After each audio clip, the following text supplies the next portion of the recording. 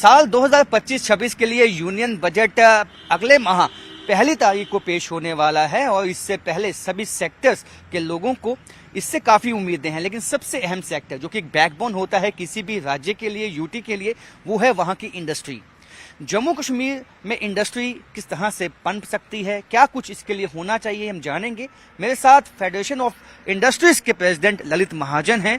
ललित जी, आपको जो इंडस्ट्रियलिस्ट हैं उनको कितनी उम्मीदें हैं?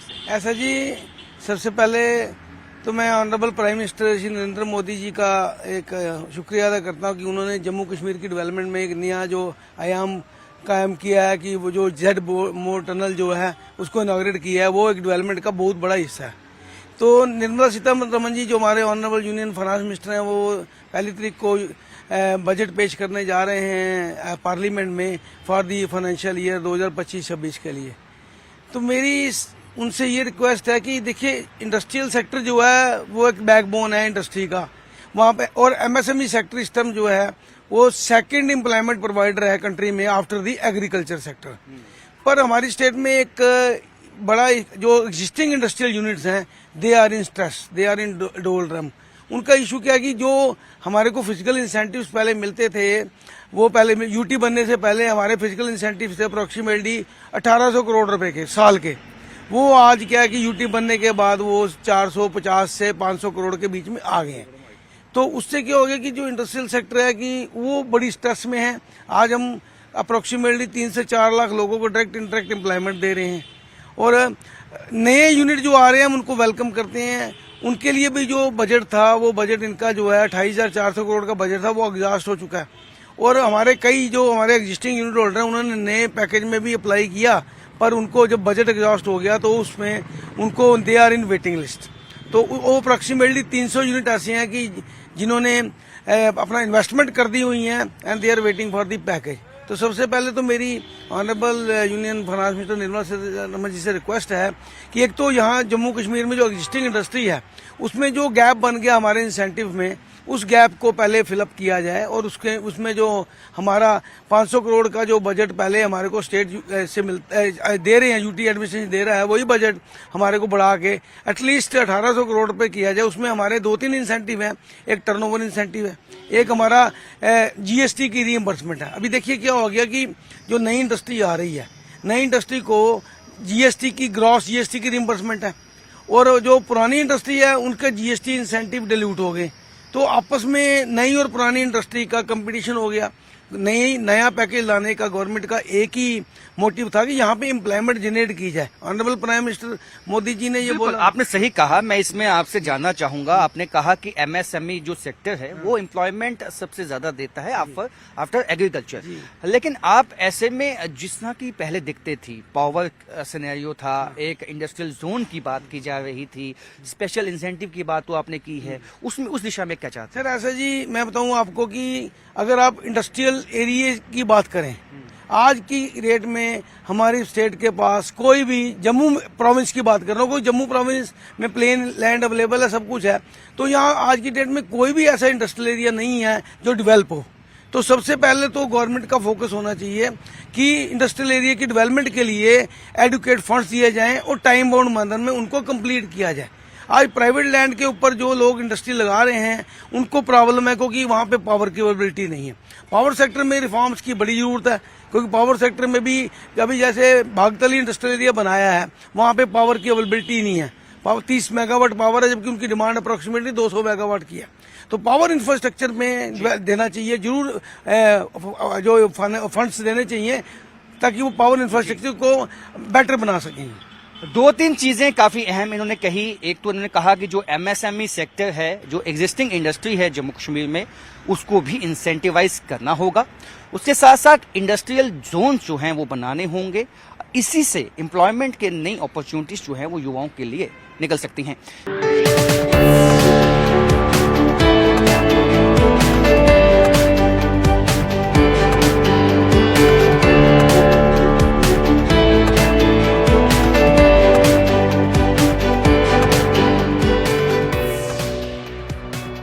Jammu chamber of commerce and industry के प्रेसिडेंट अरुण गुप्ता हमारे साथ मौजूद हैं। यूनियन बजट एक दफ़ा वापस जो है पेश होने वाला है। पिछली दफ़ा जो है क्या कुछ उम्मीदें आपको थी, क्या कुछ वादे आपके जो है वो मुकम्मल हुए और आगे क्या उम्मीदें आपको हैं? देखिए, जम्मू और कश्मीर एक ऐसी जगह है, यहाँ हमेशा यूनियन गवर्नमेंट जो है उसके ऊपर, क्योंकि यहाँ पर रेवेन्यू का जो यहाँ पर जो रेवेन्यू जनरेट होता है, तो मुझे लगता है कि हम लोग जो हैं जितनी अपनी हमारी जो डिमांड्स हैं, जितने हमारे रिसोर्सेज हैं, वो कहीं ना कहीं कम पड़ते हैं और हमेशा हमारी नज़र जो रहती है वो यूनियन गवर्नमेंट की तरफ रहती है और हमें उनकी तरफ से पूरी हेल्प मिलती है।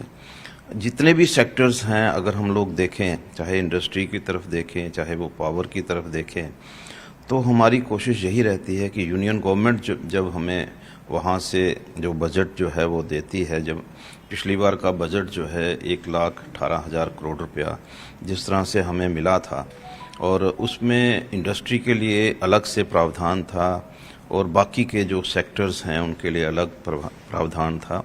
लेकिन हमारी जो सोच है वो ये है कि भाई क्योंकि जम्मू और कश्मीर में जिस तरह से डेवलपमेंट हो रही है, अब ट्रेन जो है वो कश्मीर की तरफ मूव कर रही है, इंफ्रास्ट्रक्चर जो है, रोड इंफ्रास्ट्रक्चर जो है वो इस तरह का है कि भाई 12 घंटे का सफ़र अब 4 घंटे में तय हो रहा है।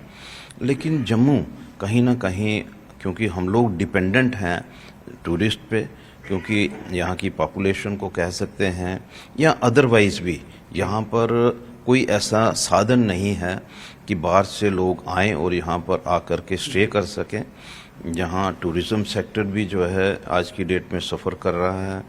होटल इंडस्ट्री की आप बात करें तो काफ़ी होटल्स जो हैं वो बंद पड़े हैं। अभी रिसेंटली जिस तरह से जम्मू में रेलवे डिवीज़न दिया गया है, उसके लिए तो हमने अपनी तरफ से शुक्रिया अदा किया, लेकिन यहाँ पर और भी बहुत सारी ऐसी चीज़ों की ज़रूरत है जिसकी वजह से जम्मू, स्पेशली मैं जम्मू डिवीज़न की बात कर रहा हूँ, उसका सर्वाइवल हो सके, वहाँ के बिज़नेस जो हैं वो ग्रो कर सकें, इंडस्ट्री जो है उनके लिए कोई जो एग्जिस्टिंग इंडस्ट्री है, अभी की हमारे माननीय प्रधानमंत्री जी ने 28,400 करोड़ रुपए का एक पैकेज जो है वो जम्मू कश्मीर को दिया, लेकिन जो एग्जिस्टिंग इंडस्ट्री है उसके लिए पैकेज में कोई जगह नहीं है। तो हमारी डिमांड है कि एग्जिस्टिंग इंडस्ट्री, यहाँ पर 2 लाख के लगभग लोग जो हैं एम्प्लॉयड हैं और यहाँ पर 7,000 के लगभग यूनिट्स जो हैं वो ऑलरेडी चल रहे हैं, तो उनके सर्वाइवल के लिए भी कोई ना कोई पैकेज जो है वो ज़रूर दिया जाना चाहिए। एक मदर इंडस्ट्री की यहाँ पर ज़रूरत है। देखिए, यहाँ पर कॉरपोरेट हाउस के ऑफिसेज नहीं हैं, यहाँ पर कोई ऐसी जगह नहीं है यहाँ पर लोग आएँ, विज़िट करें, एक दिन के लिए स्टे करें, तो बहुत सारी चीज़ें जो हैं यहाँ पर डेवलप करने की ज़रूरत है। और एक खासकर जो स्मॉल स्केल इंडस्ट्री है, जो एक एग्जिस्टिंग इंडस्ट्री है, आपने जीएसटी की भी जो है काफ़ी मांग की है कि इसमें रियायत होनी चाहिए।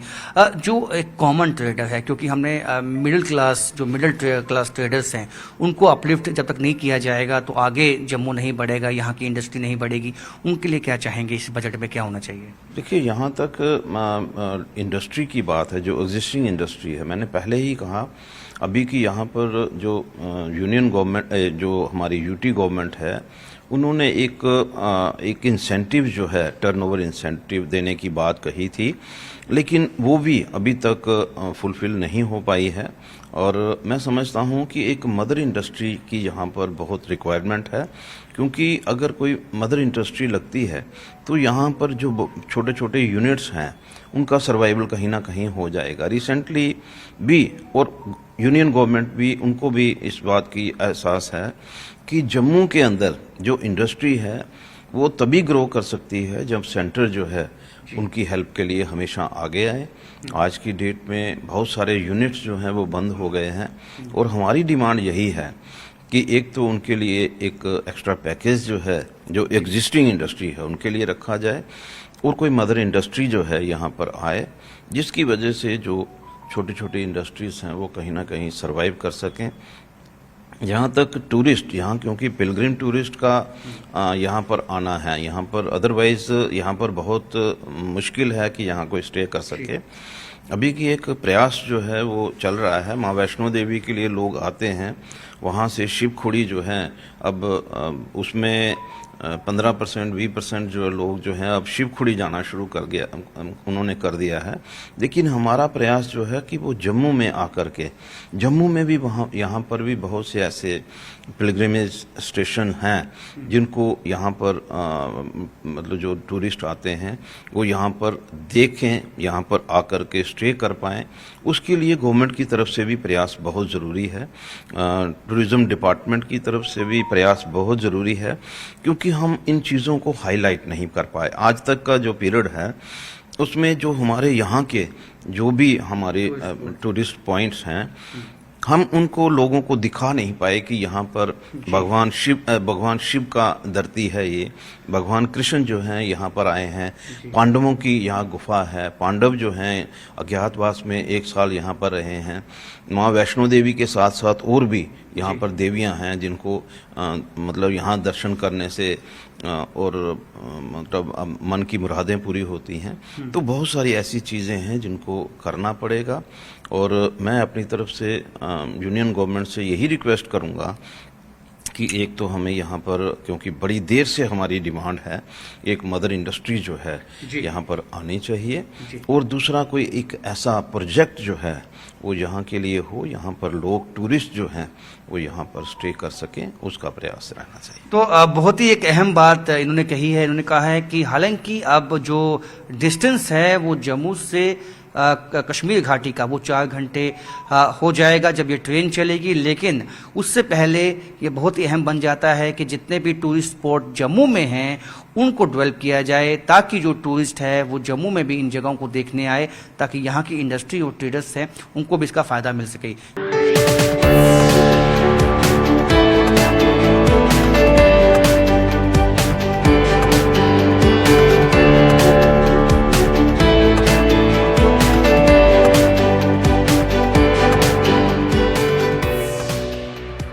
हमारे साथ टूरिज्म फेडरेशन के प्रेसिडेंट भी हैं, राजेश जी हैं। राजेश जी, आपको कितनी उम्मीदें, क्या कुछ चाहते हैं इस बजट में जम्मू कश्मीर की टूरिज्म और जो होटल इंडस्ट्री है उसके लिए?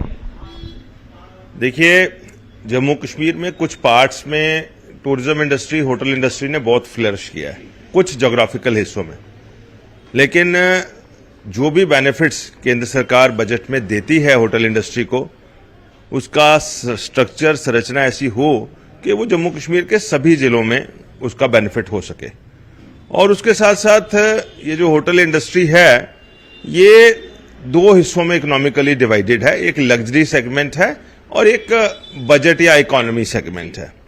बजट या इकोनॉमी सेगमेंट जो है उसको सबसे ज्यादा इस वक्त ध्यान देने की जरूरत है, क्योंकि सबसे ज्यादा नंबर जो टूरिस्ट के हैं स्पेशली जम्मू रीजन में वो पिलग्रिमेज टूरिज्म है, और जो यात्री है, तीर्थ यात्री है, पिलग्रिम्स हैं। पिलग्रिम्स बहुत ज्यादा स्पेंड नहीं करते अपने स्टे के ऊपर, इस करके जो बजट कैटेगरी अकोमोडेशंस हैं, छोटे छोटे जो होटल हैं 10 कमरे 15 कमरे के, या उसके साथ साथ होम स्टेज 3-3 4-4 कमरों के जो होम स्टेज लोगों ने घरों में बनाए हैं, छोटे गेस्ट हाउसेज हैं, उनको लेकर के कोई ना कोई सटीक योजना केंद्र सरकार की उनको फोकस करके आनी चाहिए, और उसके बाद उसका कंप्लायंस भी इस तरह से हो कि अगर कोई योजना आती है तो कहीं 1-2-3 जिलों में केंद्रित होकर के न रह जाए, उसका इवन स्प्रेड हो उसके बेनिफिट का, कि अगर गवर्नमेंट ऑफ इंडिया कोई कहती है कि हमने 100 यूनिट्स को बेनिफिट देना है तो वो स्प्रेड करे, 20 जिलों में 5-5 यूनिट्स को बेनिफिट देंगे। ऐसा ना हो कि 100 के 100 यूनिट्स जो हैं 1 या 2 जिलों में ही केंद्रित हो जाए।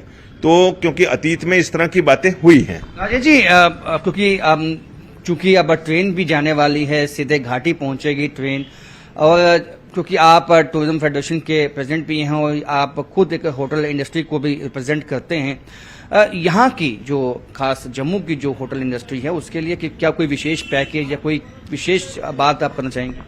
बिल्कुल, मैं जो स्पेशली जम्मू की टूरिज्म इंडस्ट्री है, केवल मात्र होटल नहीं, taxis, tour guides, hotel industry, tourism industry में काम करने वाले लोग, सर्विस प्रोवाइडर्स, ट्रैवल एजेंट्स उन सब के लिए सरकार को कोई ना कोई विशेष ध्यान देने की जरूरत है। और ऐसा प्रेसिडेंट भी है कि जब कोई पर्टिकुलर एरिया उसको स्पेशल ध्यान देने की जरूरत होती है तो केंद्र सरकारें ध्यान देती हैं। मेरा आग्रह रहेगा कि जहां जहां लगता है इस ढंग से जो एग्जिस्टिंग बिजनेस है वो सफर होने वाला है, वहां पे विशेष ध्यान देना चाहिए और कोई ना कोई बजटरी प्रोविजन और कोई ना कोई स्कीम्स उसके लिए निकलनी चाहिए। तो कोई ना कोई प्रोविजन या बजटरी स्कीम जो है वो निकलनी चाहिए और यहाँ की टूरिज्म इंडस्ट्री को पनपने के लिए केवल कुछ जिलों तक नहीं सीमित रहना है, बल्कि तमाम जो जिले हैं और वहां ध्यान देना होगा इस आम बजट में। कैमरामैन साहिब भट्ट के साथ राजेंद्र वैद, न्यूज़ 18 जम्मू।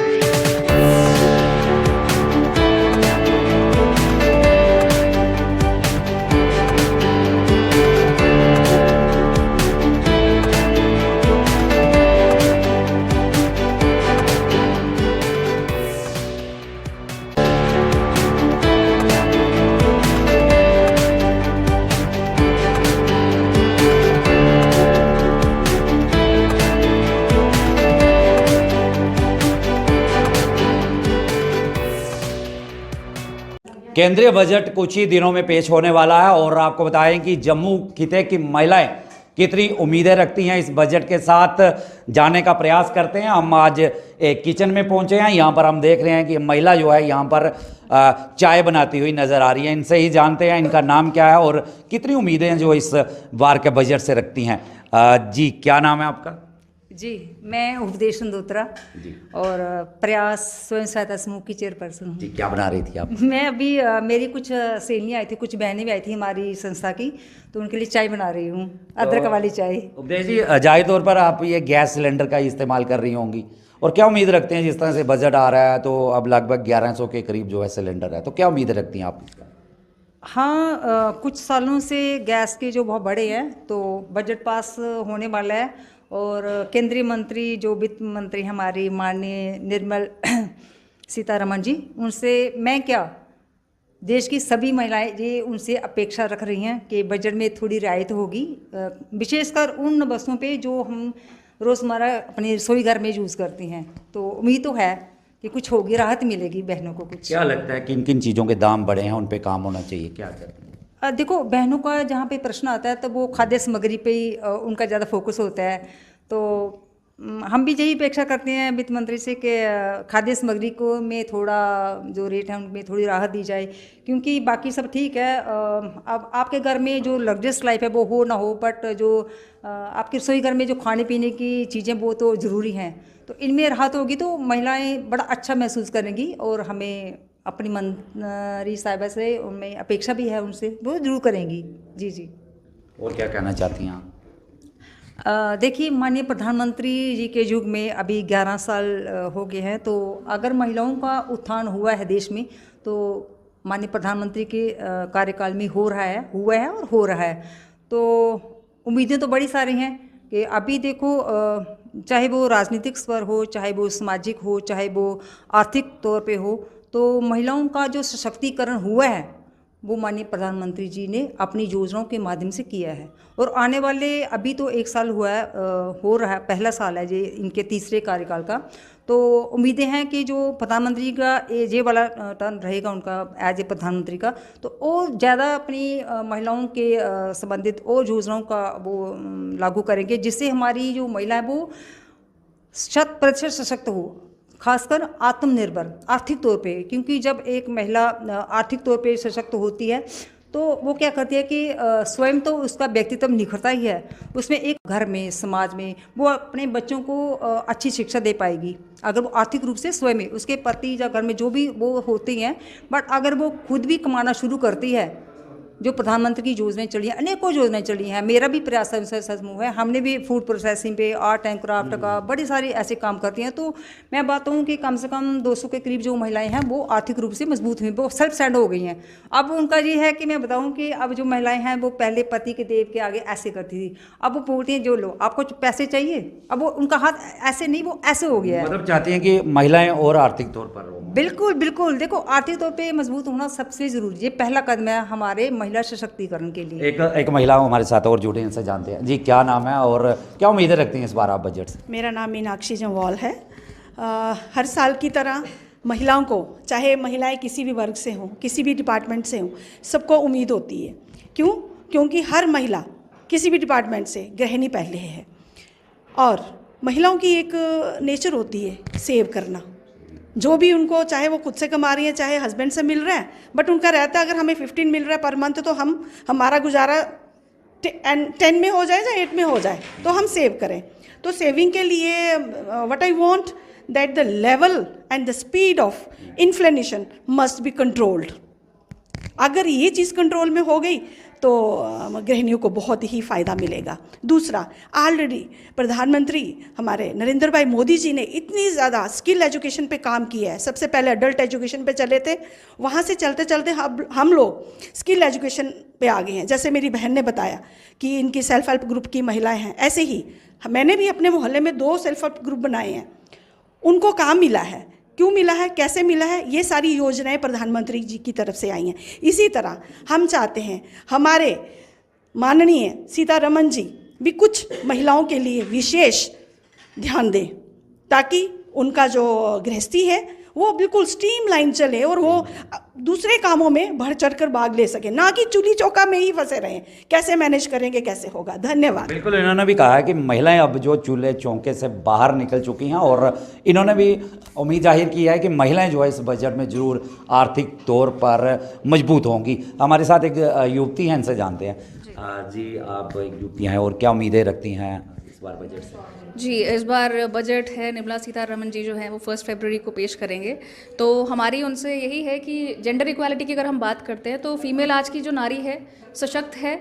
किसी भी फील्ड में आप देख लीजिए, चाहे आर्मी है वहाँ पर भी है, और जेट है वो भी चला रही हैं, हर जगह वे आगे हैं। परंतु कहते हुए मेरे को ये थोड़ा लगता है कि जो फीमेल एंटरप्रेन्योरशिप है उनको भी थोड़ा कहीं ना कहीं सपोर्ट मिलना चाहिए। उनको भी बिजनेस वुमेन जो आप बोलते हैं आज की नारी को, उस विषय में आगे आके बहुत अपना योगदान देने की आवश्यकता है। मेरे को ऐसा कहीं ना कहीं लगता है। अभी आप देखेंगे कि स्टार्टअप्स की बात होती है, उसमें 100 स्टार्टअप्स हमारे प्रधानमंत्री मोदी जी ने इनिशिएटिव लिया, जो कि अच्छी बात थी, it was a very good thing. But उसी के साथ साथ कहीं ना कहीं हमें महिला जो एंटरप्रेन्योरशिप है वो कहीं ना कहीं मुझे लगता है कि थोड़ा या तो किसी कारणवश इतना हाईलाइट नहीं हो पाया, या और महिलाओं को आगे आने की ज़रूरत है। और वहीं मैं अगर बात करूं एम्प्लॉयमेंट की, अगर हम बात करें, सभी को पता है, सभी को ज्ञात है कि सभी को जॉब मिलना इस ज़माने में, आज के समय में संभव नहीं है। परंतु यदि आप अपने स्किल डेवलपमेंट की बात करें या फिर वोकेशनल एजुकेशन की हम बात करें, तो कहीं ना कहीं अगर कोई व्यक्ति चाहे तो अपनी स्किल्स को डेवलप करके, इन्हांस करके, फिर वह चाहे तो किसी और फील्ड में अप्लाई कर सकता है। तो ये चीज़ें कुछ हैं, ख़ास तौर पर ये चीज़ें, इन पे कहीं ना कहीं रोशनी पड़नी चाहिए। बहुत बहुत शुक्रिया। और सुना आपने कि महिलाओं ने, गृहिणी ने और युवती ने भी हमारे साथ बात की। इनका साफ तौर पर कहना है कि सरकार को इस बजट में कहीं ना कहीं स्किल एजुकेशन पे भी ध्यान देने की ज़रूरत है, और महिलाओं को आर्थिक तौर पर मजबूत करने की जो बात भी इन्होंने कही है। और उम्मीद की जा सकती है कि इस बार का बजट जो है वो महिलाओं के लिए काफ़ी फ़ायदेमंद रहेगा। न्यूज़ 18 जम्मू कश्मीर के लिए चरणजीत सिंह।